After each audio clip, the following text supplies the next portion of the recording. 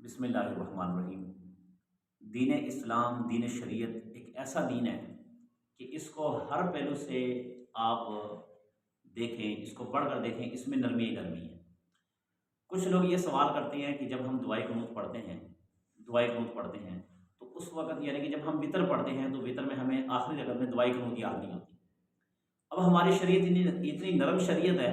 کہ ہماری شریعت نے ڈائریکٹ یہ فتویٰ نہیں لگایا کہ آپ کی نماز نہیں ہوتی۔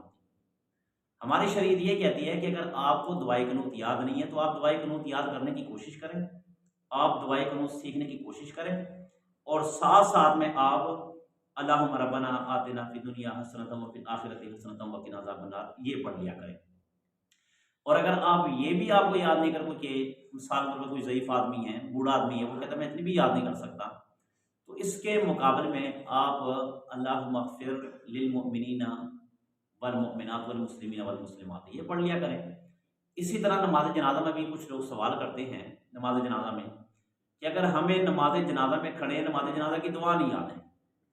نماز جنازہ کا درود شریف یاد نہیں ہے، کیونکہ نماز جنازہ کا درود شریف اور نماز کا درود شریف میں تھوڑا فرق ہے، تو ہماری شریعت یہ کہتی ہے کہ آپ کو اگر وہ درود شریف یاد نہیں تو آپ نماز والا درود شریف پڑھ لیں۔ اسی طرح اگر آپ کو اللہم اغفر لحینا و میتنا و شاہدنا یہ دعا یاد نہیں ہے تو ہماری شریعت یہ کہتی ہے کہ آپ صرف اتنا کہہ دیں اللہم اغفر للمؤمنین والمؤمنات،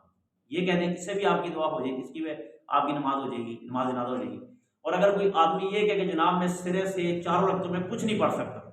تو ہماری شریعت پھر بھی کہتے ہیں کہ آپ چار تکبیر میں صرف ایک مرتبہ اللہ اکبر، پھر دوسرے رکعت میں ایک مرتبہ اللہ اکبر، پھر تیسری، پھر چوتھی میں، یعنی کہ چار تکبیروں میں آپ اللہ اکبر اللہ اکبر اللہ اکبر اللہ اکبر کہہ دیں تو آپ کی نماز جنازہ ٹھیک ہو جائے گی۔ اسی طرح شریعت کے اور بھی کئی ایسے پہلو ہیں، اگر آپ اس کو سمجھنے کی کوشش کریں گے تو آپ کی سمجھ میں آ جائیں گے۔ کئی لوگ نماز نہیں پڑھتے کہ جناب ہم نماز اس لیے نہیں پڑھتے ہمیں نماز نہیں آتی، تو کیا کبھی آپ نے یہ سوچا کہ یار میرا منہ پکا مجھ سے کھائے لیکن میں کھانا چھوڑ دوں؟ اس کے لیے تو پھر آپ الگ الگ سے بہانے ڈھونڈنا شروع کر دیتے نا کہ چلو جوس پی لیتے ہیں، دودھ ٹھنڈا کر کے پی لیتے ہیں، اپنی جان بھی تو بچانی ہے۔ اب جان بچانے کے لیے کھانے سے بچ کر آپ کوئی اور چیز کھا لیتے ہیں۔ اسی طرح شریعت کو آپ پسے پش ڈال کر آپ کہتے ہیں جی میں اس لیے نماز نہیں پڑھتا کہ جناب مجھے نماز نہیں آتی، میں اس لیے نماز جنازہ نہیں پڑھتا مجھے نماز جنازہ نہیں آتا،